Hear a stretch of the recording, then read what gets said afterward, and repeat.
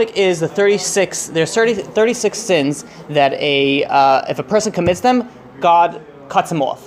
Now the question is, what does it mean cut off? And we're going to go through all that. Now, like I said earlier, people get usually scared of these types of strict, classes and straight when the speaker is too hard and too harsh. So in this week's Parasha Nachemot, it says something very interesting. It says that the Nadav and Avihu, two of Aaron's sons, Aaron and Cohen's sons, died when they went into the Kodesh Kodashim when they weren't supposed to. So right after they die, the Torah lists and says, by the way, don't go into the Kodesh Kodashim when you're not supposed to, otherwise it's punishable by death. Right? So the question that the Mefarshim, the commentators ask is, how come God put this commandment right after that story that happened that his sons died? His sons died by doing something, and God said, oh, by the way, don't do what they did, because that sin is punishable by death. So, usually people want to let the wound heal or something like that. So he brings an interesting, if let's say someone is a chain smoker, right, and he smokes a lot his whole life, and the doctors tell him, you got to stop smoking, show some charts and graphs and all these things, and the guy laughs his way out of yeah, I'll stop smoking. Then one day, it turns out his father was also a heavy smoker, and his mother calls him. His father is sick. He's in the hospital, and unfortunately, he got diagnosed with lung cancer. And the guy is seeing how his father progressively his diagnosis progresses, and how bad he's not able to breathe. He's not able to talk. He's on all these oxygen machines, right? And then a few weeks later, he dies. Now this guy is never going to touch a cigarette again in his life. He saw what it was, and in fact, his mother told him, "Hey, look what happened to your father. Don't you ever touch another cigarette again." Right? With that, he just puts it out. So that works in the physical. Now imagine this is a scenario that actually happened. That I knew somebody that was an atheist. He's a young guy. His father was a very young guy. His father, it was. I don't want to give too many details to say who it is, but his father passed away suddenly, right? Suddenly, and not in a very compromising situation. And so there's somebody that I know, also knows him, went over to a very, very big rabbi that deals with kiruv and all these types of bringing people back. And he asked him, he says, listen, his father just passed away. He's an atheist. His whole family's atheist. He says, what should I tell him right now? So the rabbi says, tell him, says, where do you think your father is right now? So the guy's like, his father just passed away. I'm going to pay a shiva call. I'm going to go, console him. I'm going to tell him, what do you think your father is? That's like, taking an open wound and sticking a knife into it. He says, well, let him digest it a little bit. Well, you gotta, but the truth is, he says, if a person's an atheist, really, and he thinks that nothing happens after he dies, right? Really, most people do not think about that. It's just sort of an excuse. But then, this guy, all of a sudden, this is the best time to hit him. The best time to hit him with this is right when his father dies. Like, what do you think? Your father's turning into a tree now? Or your father is nothing? So it says, this is very interesting. Only works by when? Whew. All this food, wow. Made by Moshe. Wow. Really? Wow, thank you very much. And by him. Guys, thank you, wow. All the schutz for bringing the cakes. New Bachurim starting. Very nice. Guys, So, feel home. Sorry for... No, not at all. So what happened? So now the obvious question is why can't it not? When it's a physical, when you say smoking, tell them right after his father died, and that's fine. But the purpose of seeing the things, you saw it's physical. Okay, so you can see it more. So actually, how it happened and what they went through, after that, he doesn't want that to happen on him the same way. Right. I know there's a difference, right? It's to feel maybe the same thing that he felt. Right. So maybe that's why the God said it after their death. Not before, that you can't do this thing. Right, obviously it hits home much, and there is a difference between the physical and the spiritual, but yet, in the same scenario, if somebody goes and says that, if let's say you're sitting in a house with a mourning, and you go to him and say, your father, was not religious, didn't do anything, he says, where do you think he is right now? Well, the guy's gonna kick you out of that. Says, now you telling me this thing? You don't speak about my father now after after this guy who just passed away. So he says but the difference is if you think about it, when it's physical, that everybody's okay with that. Okay, his father passed away from smoking, you can hit him with it. If it's spiritual, stop, don't bother, don't talk to me now. People, this is a beginning to understand this topic and why people are scared of this type of topic. People are scared of hearing hard things in the Torah. So additionally, there's people don't like to hear about punishments. Right? People say, okay, stay away from the speak. No one wants to hear about punishment. Especially if you know them and you're not. No, I'm saying in general. People don't like to hear about punishments in the Torah. Tell me the good stuff. So, but if you think about it, a person's just going to hear all the good stuff his entire life. It's not going to change his life. He's just going to, maybe a little bit, yeah, maybe a little bit not. But if he just hears, oh yeah, if you listen to God, you'll be a multimillionaire. Very nice, he's going to do it. But if he says, what if I don't listen to God? Okay, I don't want to be a multimillionaire. If you don't listen to God, you need to know all the punishments. And people are always scared. They don't want to hear. They don't want to listen to the punishments. If you look at it through life in this world, it doesn't work that way. Let's say the cops come out with the New York City government comes out and says, Tuesday, from now on, there's no cops patrolling the street. How fast people are going to be driving on the highway? Oh my God. People are going to be driving 100, and there's going to be riots, and it's going to be who knows what. And the question is why? What's happening over here? Because people live through fear. The way that people live their lives, it has to be an element of fear. Why doesn't a person drive 100 miles per hour? Because he doesn't want to get caught. Maybe he doesn't want to get killed also. But the main reason is he doesn't want to get caught. That's the main reason. He doesn't want to get caught. So a person lives his entire life in this world not, trying to avoid getting caught. And he lives his life based on fears. Yet when a rabbi comes and starts speaking about all the fears in Torah, this guy's a fanatic, stop talking so hard, you're going to scare everybody away. So I just want to talk, right? So it says, so it's all excuses. And this is something... I'm sorry, like just recently somebody told me, I don't want to learn it. I'm like, why? Because if I know that, I'm doomed. Yeah. I have to do it. Yeah. What is that? There's a saying. What's that saying? There's a certain saying that people think just because... let me ask you, if you don't know about taxes, and you don't pay taxes, and the government comes to you and says, you owe $2 million in back taxes.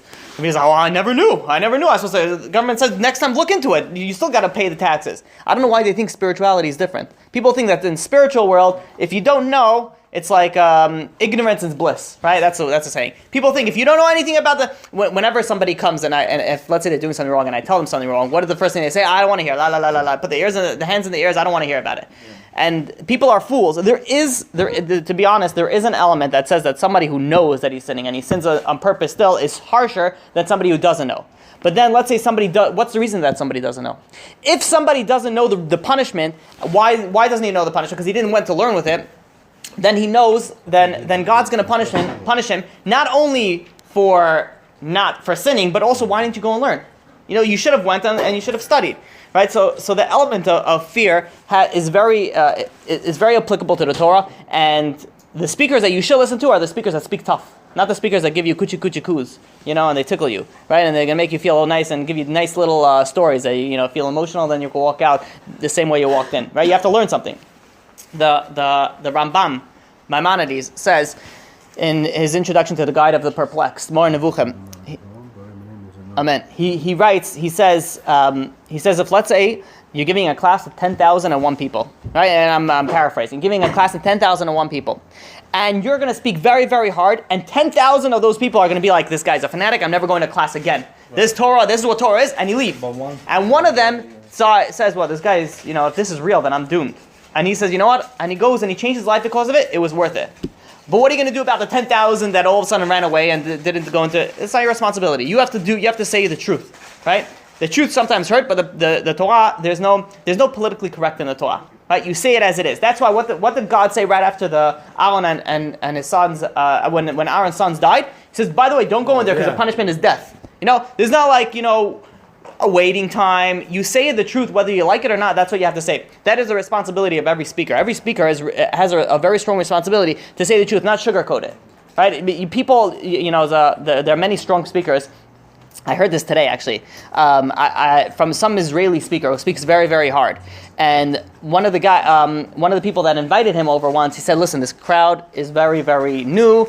Do not speak anything hard about them." He says, especially don't speak about this topic. So the speaker went and he spoke nonstop about that topic. And afterwards he said, "Listen, I don't work for any of you. I work for the one above." Right? And if this is what you're lacking, then this is what I have to speak. You don't want to invite me again? Don't invite me again. But I have to do my job. When if someone comes up to heaven after 120 and he decided he's going to go do kiruv. And they're going to ask him, why didn't you tell them, there's so many people that had you would have told them the severity of Shabbat, they would have kept Shabbat. Why didn't you tell them? And the guy says, I don't want to scare them. I wanted to come invited back. I want to be liked. So that guy is a very, very, he's in very, very serious awakening in the next world. But it's like when you sing a song, you're supposed to sing, when on a holiday, when a rabbi prays, he sings the bracha. He sings it for the God, not for the people. But when he sings it for the people, it's not right. Yeah. He didn't do the job that he's supposed to do. So it's the same thing as It's part of my wife was supervising me. Oh no, it's okay. I just don't eat while I speak because I feel it always bothers me. I don't know if I said over here before. If let's say I'm speaking to somebody on the phone and he's chewing gum, and I'm like, and he's speaking on it or he's eating, and I'm like, listen, put the fork down and talk to me. After you finish talking, then you could go continue eating. I don't need to hear in my ears being screeched with your crunchingness, right? So It's okay if we scratch. Oh, please, you scratch, you munch. It's by all means. Sometimes I like when people eat during class because then they can't talk usually, so they're quiet. So but the problem is, what's the other problem? What's the other problem? The other problem is they're so involved in the food they have no idea what anybody's talking about. There's some people that they go and they scrape the food on the side and then they make designs and they lick it and then they're like, oh, this tastes like this. Meanwhile, they're completely oblivious that they're in class, which is whatever. You win some, you lose some.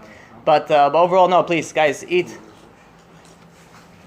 By all means. Can I quickly ask you, because you mentioned something about the sons of Aaron? Uh-huh. So they didn't know or they did knew? Just one little thing. If they it sounds like that they should have known. If they got punished, so it's a good question. The question is if Aaron's sons, they got punished very severely, was it an intentional sin or unintentional sin? Regardless, it was a sin.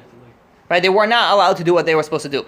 And if I'm not mistaken, I remember reading once that even though if they didn't know it straight out, they could have inferred. They were on a very, very high level. They should have realized that they weren't supposed to do what they did. They were told before. No, we never. No, we were. They were not aware I don't that know. it's a death. They did a few things. There was like if you look in the Chumash, they didn't do just one thing wrong. There was like a list of things that they did wrong. They drank wine, and which also there was a few of them that they should have known. Yeah. Okay. But out of all of them, the main one was that they went in. I have a question. If you do a mitzvah out of fear of God, do you still get a mitzvah? Yeah, so let me repeat the question again. If somebody does a mitzvah, very good question. If someone does a mitzvah, and the reason that he does a mitzvah is because he's scared of the punishment that he's going to get if he doesn't do the mitzvah, is he get rewarded for that? 100% yes. It's not on the highest level. The best way to do it is out of the love of God. But still, if you do a mitzvah, regardless of there's a saying, mitoch shelo lishma ba lishma. But is the reward greater if you do it out of love? Yeah. Really? The reward is greater to serve God out of love. The same thing goes for tshuva. If someone repents, what was the reason that they repents? If he repents because he's scared of, he sits in class one time and this rabbi tells him, if somebody doesn't keep Shabbat, he's going to get cut off from which we'll speak about. It gets cut off from God. And he hears about all these things. He gets so scared and he does tshuva. So his tshuva is good. However, it's not as good as if he does the tshuva out of love. Because, what I have a question. So if you don't do tshuva, it's punishment, of course, right, for doing the Veda. But what if you do tshuva but you do it out of fear that you're going to get punished? Is that punishment not as strong? No. So let me explain that. Very good question. So the question is, and I'm just going to clarify it. If somebody does a sin and he does tshuva out of fear, not out of love, what is the status of that tshuva? So the way that it works is as follows: if somebody does tshuva out of fear, let's say he ate a cheeseburger. Hamburgers are allowed. A cheeseburger, right? And hamburgers are kosher as long as you buy from a kosher place, right? Let's say somebody eats a cheeseburger, right? There's no, even if everything is kosher and the ingredients, the cheeseburger is always not kosher. He eats a cheeseburger unless it's vegan. Okay, I'm way digressing off this. There's something I'm too involved. What? They have almond milk cheeseburgers. Right. So unless I'm saying as long as it's dairy and meat. Dairy meat. Somebody goes and eats a cheeseburger, then he says, "Oh man, the punishment for this thing," and he feels so bad, and he starts doing tshuva. Chatati aviti. He starts crying to God, does tshuva out of the fear. So what happens is that whole cheeseburger, it gets erased from his file. It's just like, how does it work? It's like you watch a movie when you get into the next world of your whole life. And one day, somebody unfortunately couldn't hold himself back. He went into McDonald's and ordered a cheeseburger. Double Mac, whatever the dollar menu has now. Right? He goes and eats his cheeseburger. Now, lives until 120, he goes and dies into the next world. The Satan is sitting there, right? There's a whole crowd, right? There's a bunch of people that sit and watch your whole life. You included. It's a very big embarrassment for people that sin. In the next world, when they go into the next world and they see what they basically watch their life in a video, like in a movie. And you're sitting there watching, and the Satan is over there also. And the Satan sees, you're walking down, King's Highway next to that McDonald's, and you're walking and you're going to go into the McDonald's. And the Satan's like, oh, awesome, I got another one on my bonus. And suddenly, what happens is if you did tshuva out of fear, the screen goes with the fuzzy white, goes, error, and then it resumes again, you leaving the McDonald's. Never see anything, you don't notice any sin. Now that is if you do it out of fear. So if you do it out of fear, the sin erases. Now what happens if you do it out of love? If you do it out of love, not only did the sin erase, but it turns into a mitzvah. So imagine somebody, the same scenario, he goes in and he feels so bad. Out of love means, you love God so much. He's done so much for you in your entire life. You feel so in debt to him. He says, how could I hurt him? And you go and you do tshuva out of love, for the love of God. And then you go and you're sitting there after 120, you're watching your movie, and you're walking and you see this, the same scene. You're walking down King's Highway, you see the McDonald's. And you walk in, and suddenly everything changed. It's not a McDonald's anymore. It's a Maishi's or whatever, some kosher burger place. And you order a kosher burger, and the Satan says, what's going on over here? You've never been to this place. And you go and you hold this kosher burger, and you start concentrating, and you say, make this bracha, like, mekubal. You're making a bracha, you're concentrating, you're making a bracha, and you eat. And after you finish eating, you go and you make a nice long birkat hamazon. And the Satan says, what's going on over here? You never stepped foot into this. This place doesn't even exist. This is how did this happen? And the answer is, if you do tshuva out of love, it turns your sins into merits, which is crazy. And I have one more question. Amen. Is the punishment for not doing tshuva at all just as great as the punishment for doing tshuva and failing at it? So I thought your question is something else. So your question is, if let's say someone did tshuva but failed and messed up again, is that better than doing tshuva and not doing tshuva? Is the punishment for that worse than not doing tshuva at all? No, the punishment was worse for not doing tshuva. Really? Because I'll explain to you like this. So let's say somebody made a sin, all right? He ate non-kosher 1,000 times in his life. And he goes and he eats non-kosher 1,000 times, and he does tshuva, like real tshuva, like let's say out of fear even. The whole thing gets erased, all his 1,000. And then he goes and 2 months later, he slips and he eats non-kosher again. So now in his file, he has right now one non-kosher meal that he ate, not 1,001. Right, but you're talking about if he does it again accidentally without realizing it. But what if he actually realizes and does it that he... No, we're talking about he did it intentionally. He did it intentionally, he slipped. Even though the Torah says that a person doesn't sin only if he has a ruach shtut, which is a spirit of folly enter him. A person would not sin in his right mind. It's always something going in. It's like a sort of like a benefit of the doubt to the person. But the idea is if somebody did tshuva and he sinned again, then he has one sin as opposed to the 1,000 that he did before. As opposed to if someone never did tshuva in his life, so now he has 1,001 sins, as that is included. And there is a machloket if there is a positive commandment to do tshuva or not. So if there is an actual positive commandment to do tshuva, when you're not doing tshuva, you're violating a commandment. You're supposed to be doing tshuva. So you keep on. It's like a vicious cycle. What if you do something? I'm sorry, we're taking you away. No, it's fine. It's better to speak about what you guys want to than what I have prepared. Like, if it's morally, like a person, because I couldn't answer the question, but it's really good. It started bothering me a lot. So if a person did something before, and now, they have a moral, I think. Like morally, it's not immoral or moral. Morally. Ethically, right? Mm-hmm. Ethically, now he understands. He's not religious. Still now, but he understands ethically it's not right. So he kind of not wearing the kippah yet, but he's doing things kind of towards the Judaism. So whatever he was doing before, he just stopped because he just now, like what he said, he realized it's morally incorrect, ethically incorrect.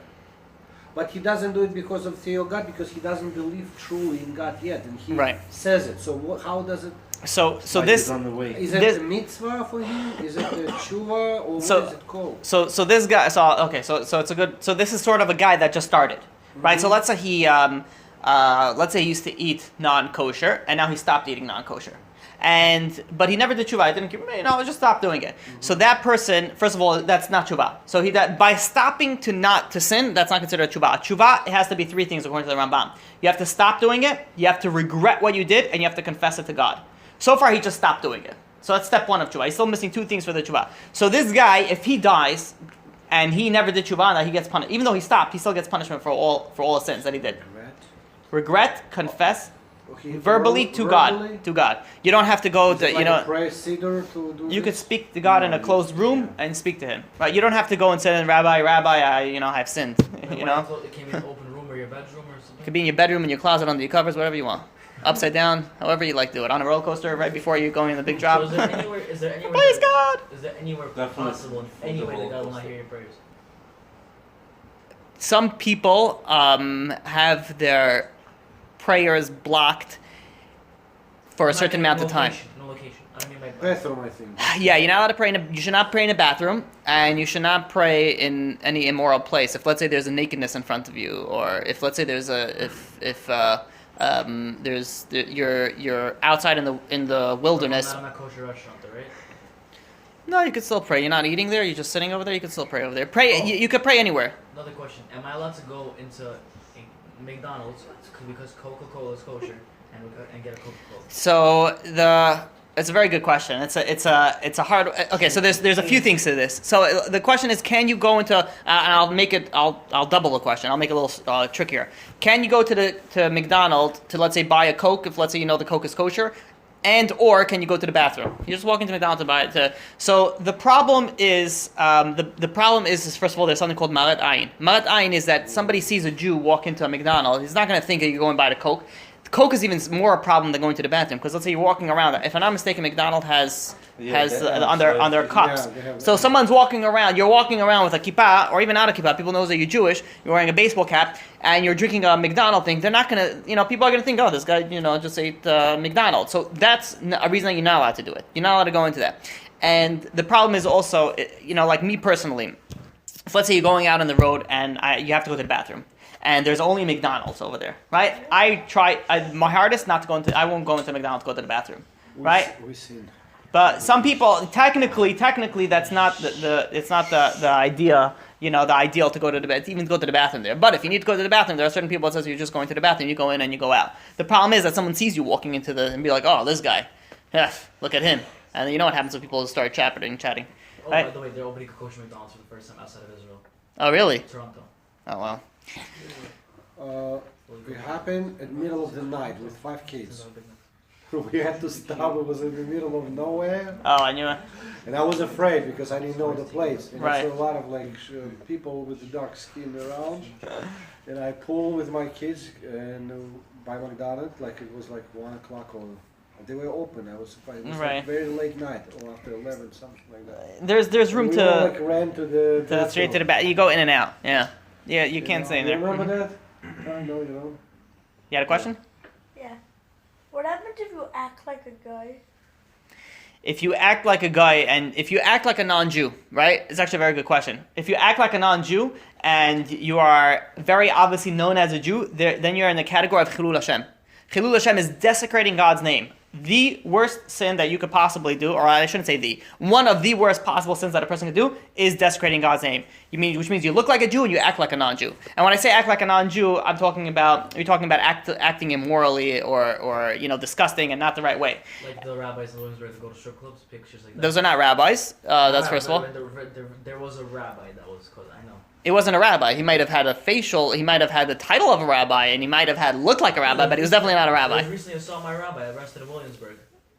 Listen, there's many people that dress and pretend to be a rabbi. It just doesn't mean they're rabbis. In religion, it depends what's inside, not what's outside, right? A person can have no beard, have a ponytail in the back, and a tiny little kippah, and then you have another guy over here with curls all the way down to the floor, a beard that he could braid like Rapunzel, and he's still considered, wicked compared to the other guy. It depends what's inside, right? You could fake all you want, but really it's what's inside.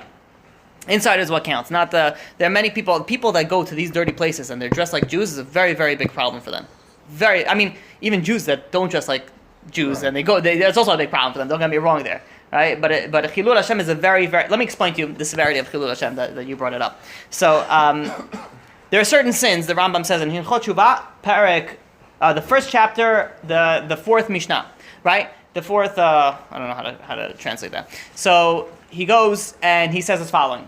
There is 4 categories of when someone sins. if somebody did not do a positive commandment, he didn't do a positive commandment, and he goes and he feels bad and he does tshuva, right? The Rambam says as soon as you get up, you're forgiven. You're good. Let's say you didn't put on tefillin. You didn't put on tefillin, you do a real tshuva, you're done. You're clean. Then there's a category 2 where God says don't do something, which was a negative commandment, and you did it. Right? God says don't eat McDonald's or don't whatever it is, and you went and you did it. That, if a person does tshuva is pending. It waits until Yom Kippur. Once Yom Kippur comes, it's clean. The file is clean. Right? I'm assuming that you're doing the real, legit tshuva, not like one of those fake, seems like a massage, more like a tshuva. Yeah. So, for example, I'll just put an example. If someone doesn't want to put the tefillin on every day, they rather do the tshuva. Can they do it? A very good question. Very good question. That's an excellent question. What was the question? The question is that if somebody doesn't do something on the condition that he's going to do a tshuva, which means let's say purposely because he knows that he can do tshuva and all raises. Exactly. Or let's say somebody goes and goes into sin. He goes to a place where he's not supposed to go, but he says, "Don't worry about it. I'll do tshuva afterwards." Those types of sins, tshuva doesn't help. Why? What's the reason? Because the only reason that you sinned is because you had the option of tshuva. So the tshuva made you sin. You understand what I'm saying? It's like saying I'll tell you like this. I once met somebody and I was speaking to this guy is not religious in the one least bit. Right? Doesn't keep Shabbat, doesn't keep anything, and so we're saying about all the sins that a person did in the previous life, in the previous years of his life. So he looked very confused at me and he's like, "What do you mean? But we had Yom Kippur." And I'm like, and so what if we had Yom Kippur? He says, "What do you mean? If you had Yom Kippur, your sins get erased." So I'm like, did you go to synagogue on Yom Kippur? Oh, whatever. I stepped in and out, whatever. And people think that just because Yom Kippur has a very strong power. It does have a power to forgive, but it doesn't work. You have to pay, exactly. Yeah, there's a price to pay. It doesnn't work that people think it's like an etch-a-sketch. You're okay at Yom Kippur, everything clean, starting from fresh. You can start drawing all your sins again, right? It's not like that. The Yom Kippur, you have to do repentance. It doesn't go just like, you just walk in there and, God cleanse me with your holiness, and then you walk out, like an angel, It doesn't work that way. What? There's a lot of prayers. There's a lot of prayers, a lot of payment that you have to do. Yeah, it doesn't work. That's the only time when you get on the knees, right? Yeah. Nowadays. I have a question. One question. So you're telling me that by acting square, let's say if I don't wear tzitzit, but people know I'm Jewish, that's basically Hilul Hashem. Chilul Hashem, it really depends on every case is different. It's a case by case situation. Chilul Hashem means in translation is desecrating God's name. So whatever that you do, because right now we as Jews represent God's nation. We represent God's people, and we're the people of the book, right? And if somebody goes and sees it, says, "Oh, this is what Jews do." There's another Jew stole money, or another Jew did cut me off. That's desecrating God's name. You're making God look bad. So that's you have to plug that into every single scenario if it is or if it isn't. It's hard to say in each and every. The best thing to do is obviously don't. If it's a question, if it's a Chilul Hashem or not, don't do it. Right? That's the safest way to do it. You know what I just remember? I studied on Shabbos with one of my Torah mate, and he brought up interesting thing. I never knew that. I think the Pope that said that Jews it's not their fault. 50 years ago, I think he announced that, so the Christians would not be following the Jews all over the world and blaming them for killing their God. Mm-hmm. The Pope spoke openly and he told all the people in the world, who Catholic or Protestant or but whatever. The Catholics don't believe in Jesus. Catholics don't follow Jesus. Okay, whatever. Don't get my please don't interrupt. So he said very important thing.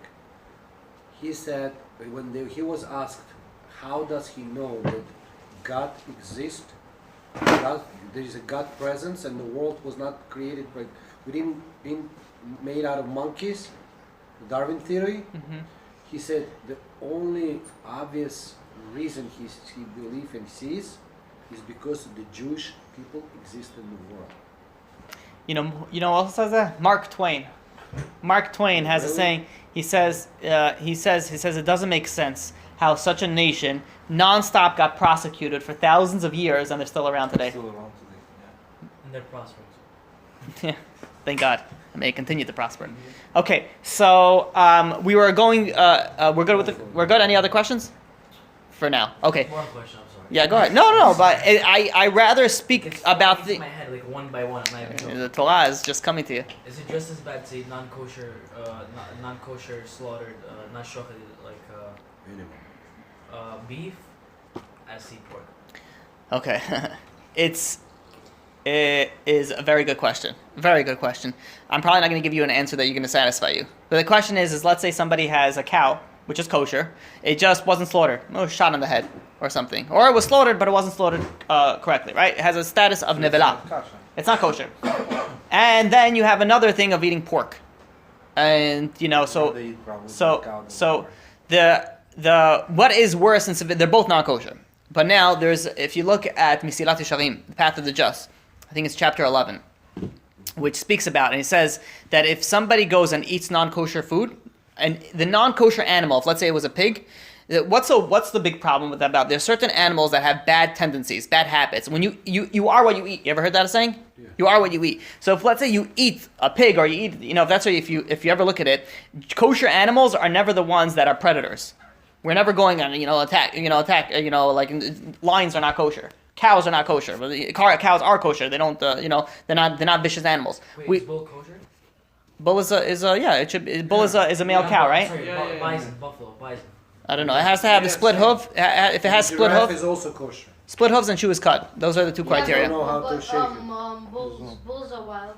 Bulls are not by nature wild. If you instigate them, they're wild. Yeah. The idea is that you are what you eat. So if let's say you have two things over here, a pig you eat, you become that person. You know why? Because when you eat something, it goes into your blood and it digests, and you literally become that pig. You're like, you're like walking animal.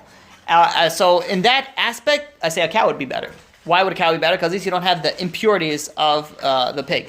But but I'm not going to say for certain. I would have to look it up. I don't want to give you yes or no either way. There's a very big machlokas in Gemara about the rabbi having 3 pigs. We don't know what it is, but they have 3 pieces of meat already divided, and they know 2 are kosher, 1 is not kosher, and they don't know which one. There's a big thing, we studied that, and it tells you, look in Gemara, things like that. If you like it, you're going to find a lot of fun stuff. That's definitely my last. You could ask as much questions as you want. You don't have I'm to. supposed to read the Zohar and study Kabbalah until you're around 40, 50 years old, correct? Is it bad that I opened the Zohar and I tried reading it? I went a little bit it scared me, so I stopped. The reason why there's a problem with not reading Zohar until you're 40 is because it's very hard to understand. It's very, very hard to understand that many people, if they go and they read these things, they might get the wrong impression. What happens is when you're 40 years old, by the time you're 40 years old, you're already set in life. So you're religious, you've been religious your whole life. By reading Zohar, it's not going to scare you off to anything like that. That's why they say stay off until you're settled, which is 40 years old. There are many people that start reading it, much younger, but they're on a much different level. They finish the entire Gemara, they finish the Tanakh, they are up to that level. So that's why you're supposed to refrain from the mystical. And the Zohar is very hard to understand. You read it plain, it's going to be. That's basically like studying Kabbalah, or No, there's nothing wrong with studying Kabbalah. Kabbalah is I'm very pro to study Kabbalah, but you have to know what you're talking about. And first of all, people, there's Kabbalah and there's Kabbalistic concepts. There's things that are Kabbalistic that I don't see there's any problem with people knowing. In fact, I think it's important for certain people to know. For example, reincarnation. Reincarnation is Kabbalistic, right? And then there's other things that is Kabbalistic. So is Chokhmah, no? No, Chokhmah is wisdom. It's just the type of, there's Chokhmah Bina and Dat. Yeah, but as opposed to, let's say you want to start studying the 10 Sfirot. This deep Kabbalah, you want to Masem Al-Kava, how the works of creation, that I would say stay away from. Though that type of Kabbalah you stay away from. So you have to, you have to know where you're dealing with. So, but the Zohar itself, it's better to first read the actual Torah before you go into the Zohar itself. Zohar is very hard to understand also. How can you understand the night and the day is the angels? Also, what did you read it? You read it in an English version? It was English transliteration, Hebrew, Aramaic. Oh, really? I'd like to see who translated that. That I didn't barely even open. I opened it. I tried opening the first page. It flips like the middle of the book somehow. And it starts. I just Yeah, and the angel scared stops. me. Right. I read 2 sentences and I just like. What did you read? If you It remember? was about dreams. Oh, really? Yeah. What did it say about dreams? The weirdest thing is I don't usually have dreams. Like the first time I had dreams, I was like 8 years old that night. Oh, really? Yeah. Do you remember what it spoke about? Yeah. It said basically, a dream. It is possible for you to control your dream, but it's not possible for you to change your dream. Interesting. I didn't understand. Right. I just. There's a science behind that. Yeah. It's called vivid dreaming. There's a science behind that where people practice to know when they're dreaming and they're able to manipulate it. Their dreams. It's not a Jewish science. It's a non-Jewish science. I remember reading a book once about dreams. I don't remember it was many years ago. I was happy it wasn't the name. Yeah. Okay. So now, Nah, it's a truth. They can manipulate it. I'm not saying it based off the Torah. I read it. I think it's called vivid dreaming. No, it is called vivid dreaming, but it's called REM sleeping. REM sleeping is when you dream. Yeah, but you don't go into REM sleep until you've been asleep for 3.5 hours at least. I don't know about that. There are people that go into REM cycle. REM cycle is rapid eye movement, what it stands for. It's REM. It means is when a person starts dreaming, their eyes start moving back and forth very fast, and that's when they start. Your eyes stand right here. Basically, they roll up about an inch when you. They move back and forth. But when you dream, your eyes roll back down and shake. Right. So. Motion. Right. So that's when they say you dream. We'll speak about it. We'll do a topic of dreams. Hopefully, B'ezrat Hashem soon, maybe in 2 weeks or so. We'll get Yeah. to 36. Yeah, we didn't even start. We're in the introduction still. Okay. Okay. No, we got it. No, it's fine. This is good. Right. Okay. So let's. Yeah, I have another class. So I still have another half hour at least over here. So it's fine. So we were speaking about the Rambam. We spoke about. We're going to go speak about 4 types of sins, and then when we go with this, we'll continue with the. I mean, I don't want to leave any topics open. So we spoke about the first sin is if somebody did not do a positive commandment, did not put on tefillin, he does tshuva, he gets up from his chair, he's forgiven. That's step 1. That's category 1. Category 2 is if somebody did a negative commandment, which means as God says, don't do this, and you did it. That person, if he does tshuva, he has to wait till Yom Kippur. Once Yom Kippur comes, he's clean. Then there is a third category, which is the category that we're going to speak about today, is karet, excision, getting cut off. Which means that if somebody there's 36 types of sins the Mishnah in Kritot speaks about, that if somebody did any of these types of sins, he not only has to go, and he did tshuva, let's say, not only does he have to do tshuva, wait for Yom Kippur, but he also has to have suffering come upon him in order to have complete tshuva for this thing. Right, and we're going to list all the details of that. And the last and final thing, which is the fourth and the most severest category, is a chilul Hashem. A chilul Hashem, if somebody does and desecrates God's name, if even he does tshuva, and he waits for Yom Kippur, and he has suffering, he's still not forgiven until death. Death is the thing that forgives him. So it's a very severe thing. That's a level of severity. So now, okay. So now let's go on to the idea of karet. Karet is the translation for it is excision, which means getting cut off. Now, what are you getting cut off from? So, first let's explain there's 3 types of categories of karet, and then Rashi comes and brings a third one. We're going to speak about the way the Rabbeinu Bechaye interprets it. Number 1, karet is that affects the body only. And then we're going to explain each one. Number 2 is that it affects the soul only, and number 3 it affects the body and the soul. Now, it literally means getting cut off. Right, which literally means getting cut off. So what does that mean in the body? Category 1 of karet, in the body, what it means is that a person dies before his time. There's a machloket if it's before 50 or before 60. Right? Most places that I've read, it's before 50. Which means if a person is supposed to live to, let's say, 80, 90 years old, he did a sin that required him the punishment of karet, and he didn't do tshuva, he dies before the age of 50. He dies before his time. That's category number 1, which is actually the lightest. Then there's category number 2, where he did a sin of karet, no tshuva, and then he didn't, but he lives till 90 years old, right? He lives to 120. His karet is in the next world. He goes into the next world, God cuts him off. Which also we're going to see what does that mean. What does that mean that you get cut off in the next world? So God cuts him off in the next world. And then the third and the most severest of the category is that he gets cut off both in this world and the next world. Which means is he dies early and he gets cut and he has nothing over there. So now how do we separate this categories? So now number 1 is somebody that has just on the body, which means that somebody did the karet and his punishment is just for dying early. Now what is why bless you, how does that person, what category is that in? So This is talking about a tzaddik, somebody who's righteous. What does it mean that he's righteous? He has on his scale, he has more merits than sins, which means he has a lot more mitzvot than averot that he did. This type of person, say he goes and he did a sin of karet. He did a sin of karet. Now he goes and he has to, and he didn't do tshuva, and whatever the scenario is, he goes and he dies young. He dies early. He dies before the age of 50. Now that is, and they give an example actually. The Gemara says a story. There was once are you guys familiar with nida? Nida is a married, when somebody gets married to a woman, when she's on her period, he has to separate for, while she's menstruating, he has to separate. And a man can't touch his wife, and they can't sleep in the same bed, and they have to sleep separately. So there was a story that there was once a talmid in the yeshiva, and he was a very righteous guy, and suddenly he died very young. So his wife, the widow, goes over to the rabbis and says, "Tell me why did God take my husband away so young? What did he do?" And she takes his tefillin. I think it was his tefillin. She goes, "Look at this. All he did was learn Torah. Why did God take him away so young?" And she kept on. No one knew what to answer. Finally, she came up to somebody who looked like a rabbi, and it turns out it was Eliyahu Hanavi in disguise. And she said, "Why did God take away my husband?" And he says, "What happens when you are menstruating? When you are on your period? Did you guys were any relations?" She's like, "No, God forbid, he would never touch me in that." He says, "But what about sleeping in the same bed?" She said, "Yeah, that we did do. We slept in the same bed, but we kept a divider, whatever they decided to, whatever they said it was okay." You can't sleep in the same bed if a woman is young. A woman's young, you can't. No, not even, yeah. So then she says that he did. So what did they answer back? He says it's a good thing that he died early, because God preventing him from sinning even more. That's a very, very severe sin. This is something that he did, something that a person does a sin, and he gets punished by leaving this world before his time.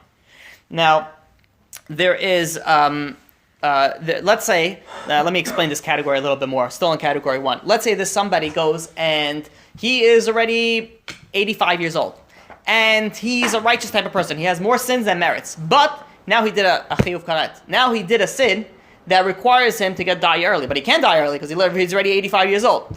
So the Torah teaches us that type of person, he dies very quickly. And I'll tell you, they say like this. It says, if he dies, if somebody gets sick suddenly or whatever happens and he dies in 1 day, that's considered a death of fury.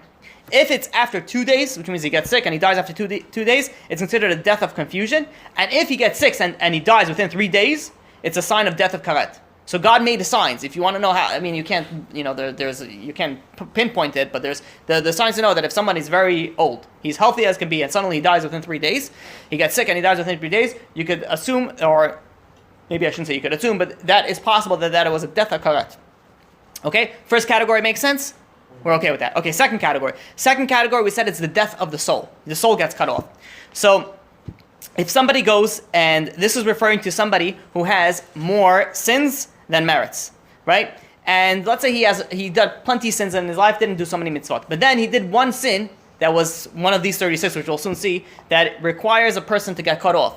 Now, he goes and he does this sin, and he has more, again, this is talking about a guy that has more sins than merits. This type of person, he could live till he's 100 years old. It's very possible to live till 100 years old. God is going to cut him off in the next world. Now, what do you think is a worse punishment? Getting cut off in this world or getting cut off in the next world? Obviously next world. This world is what? 70, 80 years. Next world is for eternity, right? If you ever want to think about what's eternity, it says people don't understand what eternity is. Imagine this. Imagine you take the Empire State Building. You hollow it out, right? You take all the floors out, all the furniture out. There's nothing but an empty shell. And you take a bunch of beach sand, and you fill up the entire Empire State Building with sand, all the way from the ground floor to the top. Now, every 1,500 years, you have a little bird come and take one piece of sand and fly away. How long is it going to take for all that sand to go away? Talking about billions of years, right? That's not even eternity. And people don't realize, they do one mitzvah now. You guys are sitting here learning a shiur Torah, listening to a shiur Torah, or whatever it is. Every second you're getting eternity of reward, as opposed to, God forbid, if you're doing something else, you're wasting your time, right? You're playing video games, right? Or you're doing something, especially when they play video games in class, right? So what do you think is better? Let's just speak about this for a second. It came into my mind. What do you think is better? Somebody who doesn't even come to class, or somebody who comes to class but just sits all day and plays Angry Birds or whatever is newest? Sits down. Huh? Sits down and plays Angry Birds. Sits in class, right? Yeah. It really depends. Because he at least he's coming to the right place.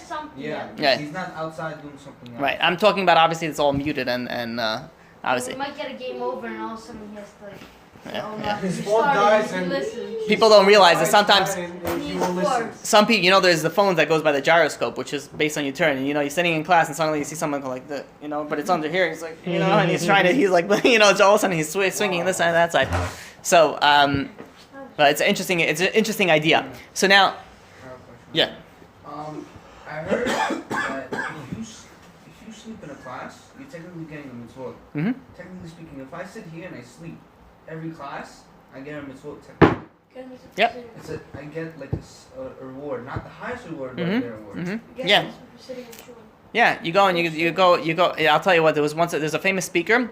His name, I think, was Rab Shimon Schwab, if I'm not mistaken.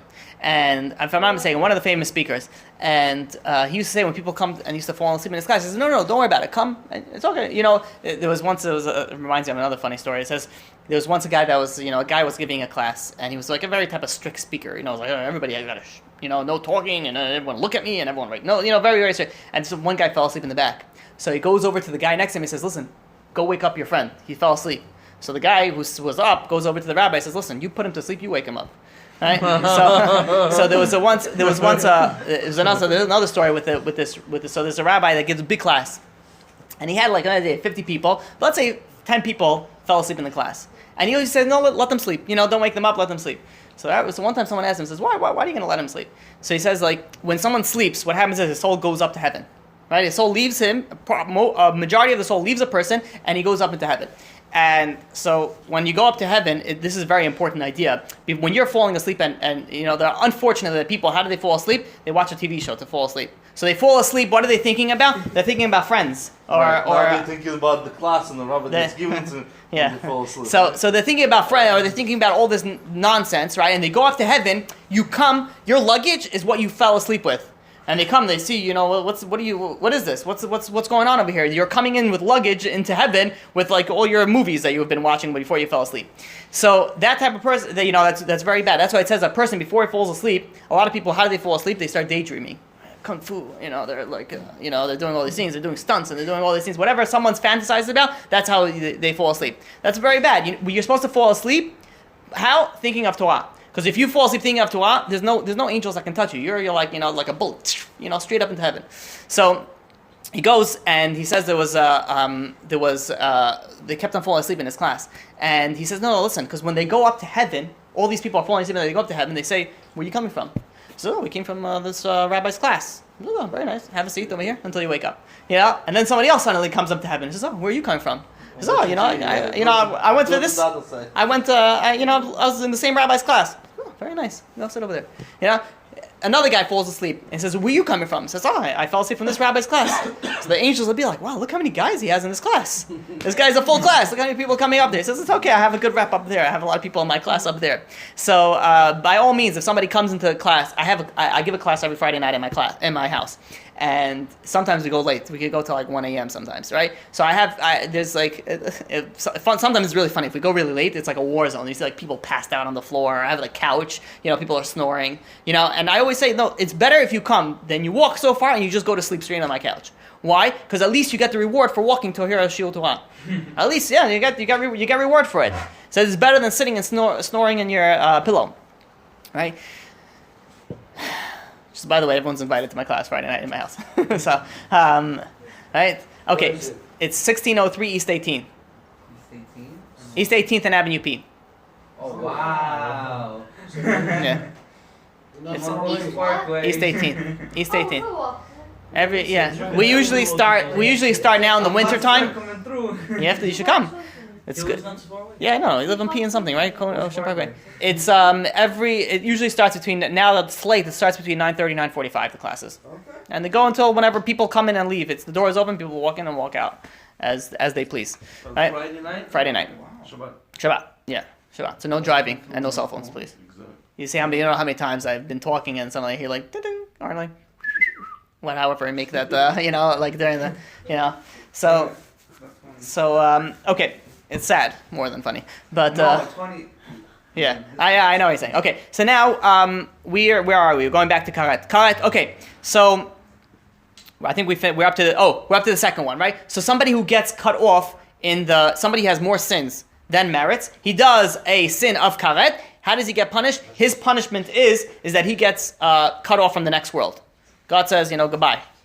Adios, hasta la vista, right? How does, if let's say someone has a rich pop, right? A hedge fund baby, right? What are they called, right? The second he's born, he already has 20 million in his bank, right? If this father ever tells him, hey, listen, son, I want you to go to this fundraiser with me. Like, Dad, stop bothering with these. And he says, listen, he says the magic word. Says, if you don't come, I'm cutting you off. You're not getting any inheritance.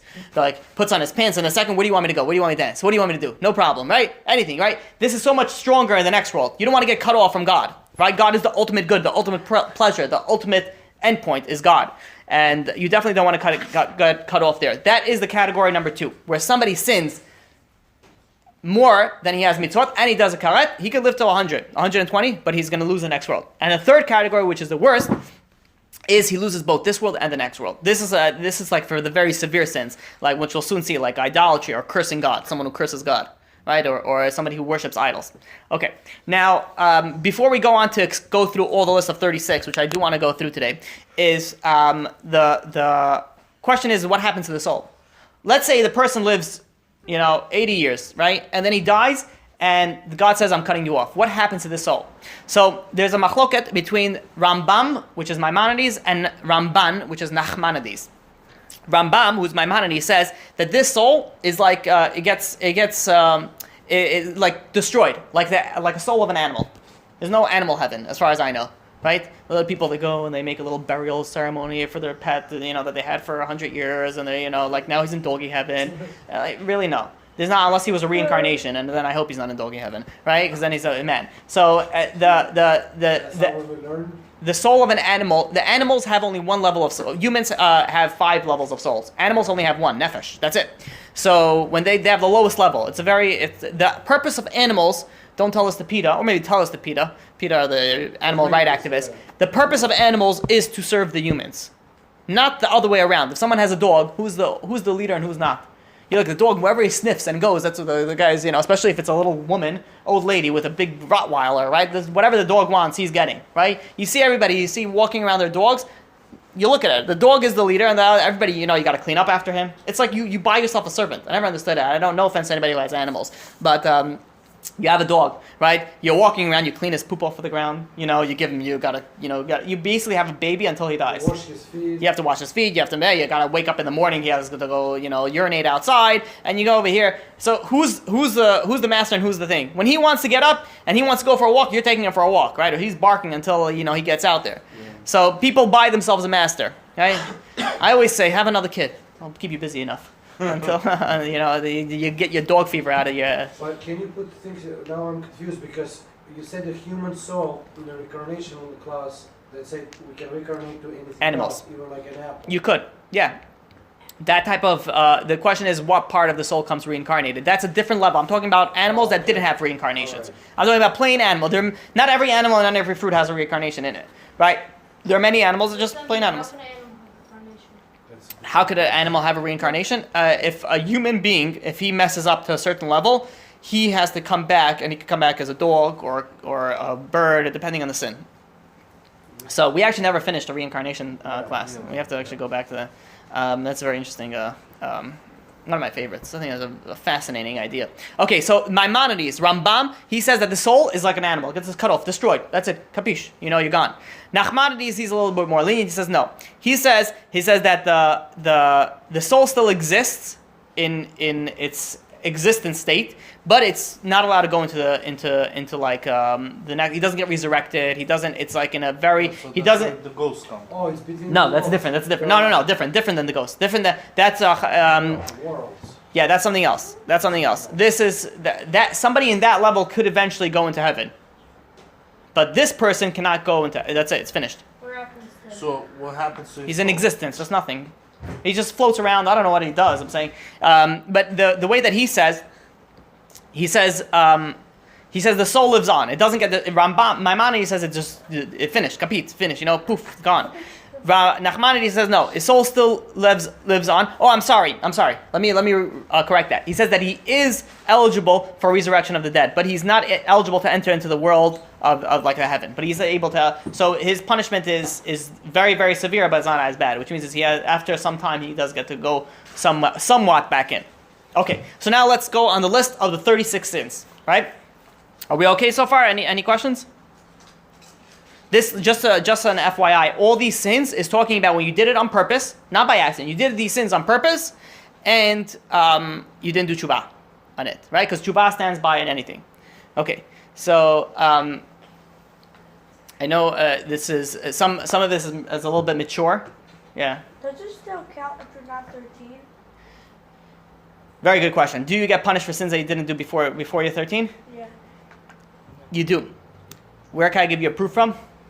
Er and Onan. You ever hear of Er and Onan? For certain sins, the truth is. For certain sins, if you do certain sins, you do get punished even if you're younger. Wait, you get punished for error on even Bar Mitzvah? Aaron, what they did is they got punished. They were younger. They were under 13. Really? They got punished. They were under 13? Mm-hmm. Yeah. So some of these, I know we have a young audience here, but some of these things are a little bit mature topics. I hope it's okay if I could. You don't care. All right. I don't know how mature. I mean, okay. It's. Maybe they're gonna fly over their head. I'm not sure. Okay. So it starts off. The first bunch of sins are sexual sins. Oh. Okay. You let me know. Should I not go through them, or should we leave it for a different time? Yeah, maybe. Okay. So maybe you know what? Maybe next time that I come here, we'll go through the actual list. Or do you want me to skip the? People are curious. Or should I skip the sexual ones and go to the other ones? Yeah, Let's skip them. You'll tell us later. Okay. So No, I'm not bringing them next time. next time next week is sure. So okay. So we can go. no, stay here. You know what?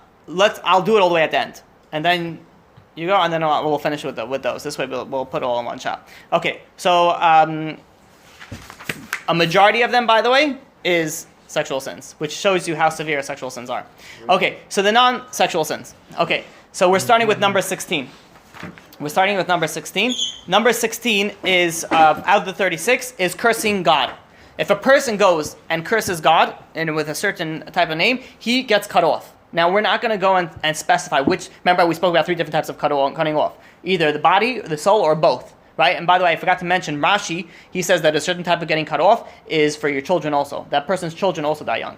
It's not only that, or not only that, it's either that person will not have children, or if he has children, they'll die.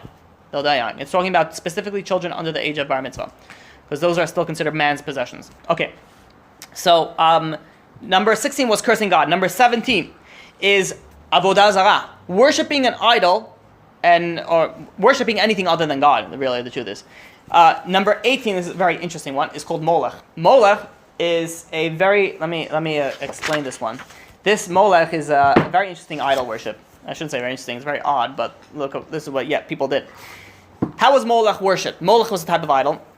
What they used to do is they would set up 2 fires and they would pass a child between them, right? And it's questionable if they actually gave it as a sacrifice to this idol worship, this child, a human sacrifice, or they didn't. But I'll explain how the Yalkut explains it, which is very interesting.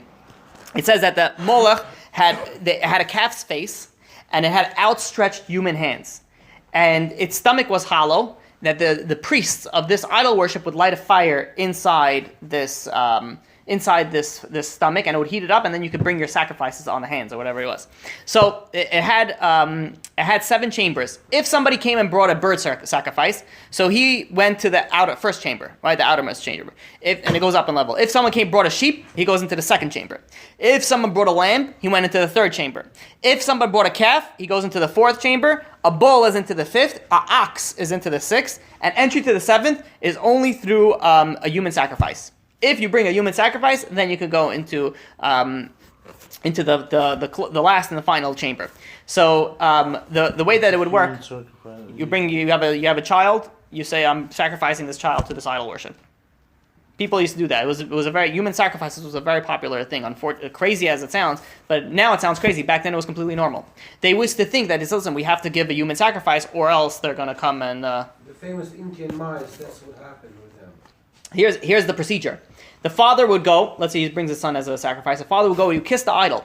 Then the priest would light a fire inside the belly of this hollow idol until his hands came glowing hot. Once the hands came glowing hot, the child was placed on the palms of this moloch, of this idol, and the child would obviously scream because he's burning literally to death. So what they used to do is they used to play like these drums. You ever see these old type of things? They'd go, like these Indians, where they play the drums and they walk around making noises and things like that. Many of it stem from idol worship, right? People go over there and be like, oh, let's say you go visit Africa or wherever you go and visit and be like, oh, let's, listen. And they go and they participate in this type of ceremony. Most of these are based on idol worship.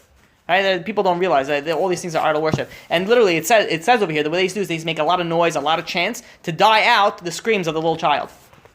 And what the Molech priests, these idol worship priests, what they used to do is they used to threaten and intimidate the parents. So if you don't bring sacrifices of your kids, he says that this God is going to go and take vengeance upon your entire family. So if you want to save your entire family, you have to bring at least one kid as a sacrifice. So they would sort of force them.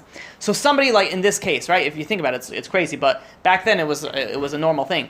And if somebody goes if let's say there's a Jew who wants to sacrifice his son to this idol, and there's two witnesses and comes and says don't do it, and they go and they warn him, and they go and they see him sacrifice, this person gets executed by he gets stoned, right? However, if let's say he didn't get warned. And right now we don't have Beit Din. We don't have the Sanhedrin. So if he didn't get any warning, then what happens to him is that he gets this Karet. This is what the level that he gets is Karet. You go ahead. But when I was learning with one of my Torah mates, he told me that even if he gets warned, it's not enough because he has to say, I don't care, I'm still going to do it. Yeah. Somebody gets warned, and then he says, I don't, whatever you want. And somebody warn him, don't break Shabbat, and they still go and it does it. What if he gets threatened by the people? Like if you don't bring your child as a sacrifice, we'll kill you. Right. So you're under. That goes under the. So there is there's three things that if a person puts a gun to somebody else's head, and he says it's Yaharig Val Ya'avor, it's called. Right. And Shvichas Damim. And this is Avodah Zarah. So let me emphasize on that. If somebody goes and puts a gun to someone's head and says, I want you to serve this idol, I'm going to kill you. The right thing to do is to kill. Is to die. However, let's say the guy says, listen, I'm too young, I got a family to support, I can't do it. And he goes and he serves idols. That person is not going to get punished by Beit Din. That person is not liable to death penalty. Because he was forced to do it. He's still going to get punished. He still didn't do it right, but he's not liable to death penalty. But it matters what it means to serve the idol. What? It matters what it means to serve the idol. You have to serve the idol in the way that it was intended to be served. That's how it has to go. Okay, so now it was an interesting situation with this, and we're gonna have to end soon. I didn't realize how late it is to have to go to the next class. There was an idolatrous king by the name of Achaz. He ruled the kingdom of Yehuda, and he said he wanted his son, which was surprisingly Chizkiyahu, one of the righteous kings that came after him. He wanted to sacrifice his son to this. He was a Jewish king, which served idols. He wanted to sacrifice his son to this idol worship. And his mother, which was more righteous, said, I know what she did was there's a certain special creature that's bred in fire of myrtle twigs. I don't understand this, but it says it burned for 7 continuous years. He says if you smear the blood, if you take the blood from this, it looked like a salamander type of creature. If you take this blood and you smear it on you, you become fireproof. It prevents you got fire retardant, right? So what she did is she had this type of animal. She covered his entire little boy's body with this thing. And when he put this kid on to sacrifice it, he didn't get burnt. And that's how Chizkiyahu survived. And God made it. What it says over here, the reason why God made this creature is so that the Chizkiyahu could be saved, because he later became a very righteous king. This boy. Okay, here, listen to this. Oh, this is very important. Oh, I almost didn't do it. So there's a very, very famous rabbi by the name of Rabbi Yosef Chaim Sonnenfeld. He says back nowadays we don't have any idol worship. He says, what does it mean that you give your kids to Molech, to give these things? Is it that if you bring your put your kid in a secular school? If you go and you put your kid in public school and all these things that teach them just completely non-religious ideologies, he says it's as if you're giving your son over to idol worship. He says, and he goes on, and he says, just as the parent, I'll quote, just as the parent is responsible for the physical care of his offspring, so must he be aware that the development of the child's soul depends largely upon his initiative. If somebody goes and puts his kid into public school, right, even though they don't speak about Christianity, they only speak about these things, but the teachers are not religious, the whole school body is not religious, they speak about religion as, nothing. So what happens is that the kid realizes and sees religion as, nothing. And then the kid, not surprisingly, the kid goes and marries a non-Jew or whatever, God forbid happens. Then you could, I had plenty and plenty of arguments of people that said, oh, but the education is better in public school. And I have two very not nice words to say to that, right? Which I won't say it because it's not nice. I never say it. But it's completely not true, right? Completely not true. 3 words. Why is that? You have many kids that went to yeshiva. I had people that went to my class that were in Harvard Law School. And went into the biggest, became doctors and became lawyers and became all these big businessmen. It doesn't mean because you go into public school and you learn with all the blacks and the Puerto Ricans, now you're going to become a genius and going to start running a CEO of Amazon and Apple. People think that right away, yeshivot, oh, come on, they don't teach anything about, secular studies. And it's interesting though, because what the yeshivot teach, the Gemara, the way that they teach it, it sharpens the brain so much. I'm talking about a kid that learns. There are many kids that go throughout an entire elementary school and high school, playing video games under the table, not walking in stupider than they came in, right? Walking out stupider than they came in. But if somebody goes and actually studies and learns Gemara, it sharpens his mind much more than any other. You could learn math for 100 years; it doesn't do anything compared to the Gemara, what the Gemara does. And math is you have to have a very good head to know math. It's nothing compared to Gemara. I'll tell you a funny, interesting story that popped into my head. We're gonna have to end soon. We're gonna have to finish this a different time, I think. There was once I'll tell you who it was. It was a very famous speaker by the name of Charlie Harari. Charlie Harari is a law school. He's a lawyer. He went to Columbia Law School. Look at that. I think he went to Columbia Law School, right? I think now he runs like a big investment firm, right? And he runs it. So when he went to his interviews after he graduated, he wanted to go into this very top tier law firm, and he walks in and he sees this this Asian guy is interviewing him. If I'm not mistaken, I might be saying some of these details wrong.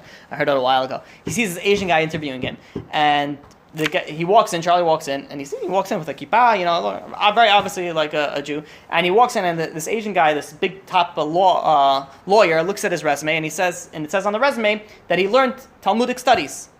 So he goes and he says, this Chinese big lawyer says, you study the Talmud? And he's like, yeah, that's what it says there. And he's like, wow, you study the Talmud? And he says, I have a partner of mine. He's a Jewish lawyer that specializes in tax law, and tax law is very complicated. And when I go visit him, he has in his entire bookshelf, he has the Talmud there. And I see all these, when I went out to this Chinese lawyer is telling us, when I go to visit my colleague and I see all these books, and I says, oh, are these law books? He says, oh, no, these are nothing, these are Talmud.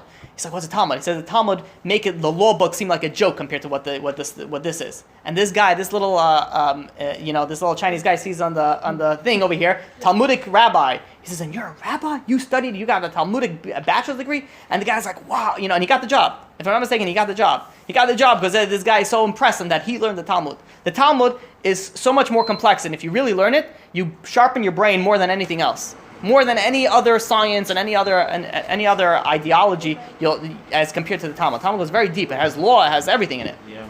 So the idea is that people think, okay, I'm going to put my kid in public school and we're going to be good. It's free, it's cheap, and it's good education, right? There's nothing the furthest from the truth from that, right? If there's one thing you want to spend, money on your child, is for your child's future education. You want them to be what does a parent want? A parent wants only the best for their kid. Right? If a parent goes and puts the kid into public school, you're obviously not wanting all the best for your kid. You're wanting all the best for you right now. You don't want to spend the money, or you don't want to whatever it is. But it's definitely not all the best. The kid gets influenced. The society that we live in today is so scary. What do you think these 12-year-old kids are doing, right? How many stories do you hear of 12-year-old pregnant girls, right? 13, 14-year-old pregnant girls, right? You think about it, that doesn't happen in yeshiva, I'll tell you that much, right? I'll tell you why, because there's no girls there, right? Anything that somebody ever brought up to me regarding why public school is better than yeshiva, I've completely decimated that. I've still yet to have one good reason why you send it to public school. But anyways, that being the case, it is running late. Let's see if we can finish up a little bit more over here on these 36 things, because I got to run. There's another there is another thing that's also not allowed. It's consulting with a spirit through a process known as ohev. It's like sort of a seance. A Jew is not allowed to go and interact with the dead. You're not allowed to go and call upon the dead and ask them questions and do all these things. All right? What? He did it before he was a Jew. Unfortunately, there are many Jews that in Israel. Why he converted? Unclus, it says in the Gemara, if I'm not mistaken, it's in Gittin. It's in Gittin, I think maybe page 54, but I'm not sure. I think it's in Gittin 54. He brought up 3 people. Unkelus was a convert. He was a convert, and he has his commentary. If you open up a chumash, it's his commentary is like in all the chumashim. Any chumash you open, it's all inside there. He was a convert. Why did he convert? He called in a seance, and he called 3 people. He called, I think it was Titus the wicked one. He called, I think, Bilam, if I'm not mistaken, and he called JC Penny. Yeah, he called JC. So if I'm not mistaken, if my memory serves me correctly, right. he called. So he goes over to he called Bilam, and he says what's in the next world? He says, should I convert to become a Jew? And Bilam says, no, it's way too hard. Don't even bother. And then he calls. He says, but what? He says, what do the Jews have in the next world? He says, the Jews are the highest level in the next world. Then he calls Titus, which I think was his uncle, if I'm not mistaken. And he says, Titus, I think, was his uncle. That's not possible because it was so long ago, no? Either that, he had one very famous uncle that was a big emperor. It might have been Titus, might have been somebody else famous. He had I speak about it. I have to look it up. This topic I speak about in I think the topic of hell is where I speak about this. Yeah. So in any case, he goes and he calls up his another big famous non-Jew, and he says, the Jews are the highest level here, but don't convert, it's too hard. And then he calls up JC. JC was a Jew, and he says, should I convert? He says, yeah. You go and you convert and you go kiss the Torah. He says, do it. Yeah, 100% you should do it. So look at the difference between a Jew and a non-Jew. A Jew will say, oh no, go and convert. But in any case, this thing is forbidden. You're not allowed to do it. Somebody who does it is in this specific way as Ohev gets himself the sin of Karet. Next, number 19. And we'll finish with this. Number 20, sorry. Number 20. So we'll finish with this. Violating the Shabbat. Somebody that violates the Shabbat, doesn't keep the Shabbat, gets the punishment of Karet. Isn't that crazy? Somebody who goes and he doesn't keep Shabbat. Let's say he plays on his phone or he watches TV or whatever he does, right? People don't understand the severity of it. He says, even if somebody does tshuva, we said that a person still has to go through suffering. He says, why would you want to bring suffering upon yourself? Shabbat, with all due respect, I understand that it's a little bit difficulty, but it is not that hard. Just put the phone down. Stop watching TV. Go to sleep for 24 hours, 25 hours. That's even better than doing whatever people do. Drive your car. And I'll give you the proof. The strongest proof is that people say, I can't do it. The strongest proof that you say anybody who says you can't do it says, if I pay you $100,000 to keep on Shabbat, you'll do it? Maybe I'll start right now. What they say, Tuesday, I'll keep Shabbat till next Tuesday. $100,000, not a problem. Yeah, I'm gonna sit like this for 2. It says people don't want to do it. It's not that they can't do it; is they don't want to. If you know the value of Shabbat, you'll keep it. You just don't know the value, and that's why people don't keep it. So our job is to educate the people that don't know the value of Shabbat. But if you truly keep your Shabbat, I think you should go all the way out. You should I think many people take it too literal when you say, go to sleep for 35 hours, do what you gotta do, don't go to shul, don't do this, don't do that. I think it should be, you know what I mean? I mean, literally, if you're trying to keep Shabbat, I think you should be having your dinner with your family. I think you should be praying all day. I don't think you should be sleeping throughout the whole day. You're right. What's the point of doing all that if you're not getting that? You're right. Yeah, exactly. You're right, but what is it better? I'm saying is it better to go drive your car or sleep the entire Shabbat? Okay. I'm saying at least do this. Obviously, you're 100% right. Of course, you should go to shul, go to synagogue, go to the rabbi's speech. There's so many enjoyable. You live in Brooklyn. Come on, there's so many things that you can do. Bro, right there. So let's say all the brachas I make on Shabbat, again, I do a Shabbat dinner, but I do not keep Shabbat myself. Do I still get the mitzvot or no? You get mitzvah for every mitzvah that you do, and you get punished for everything you do. Which brachas, or do you get mitzvah for?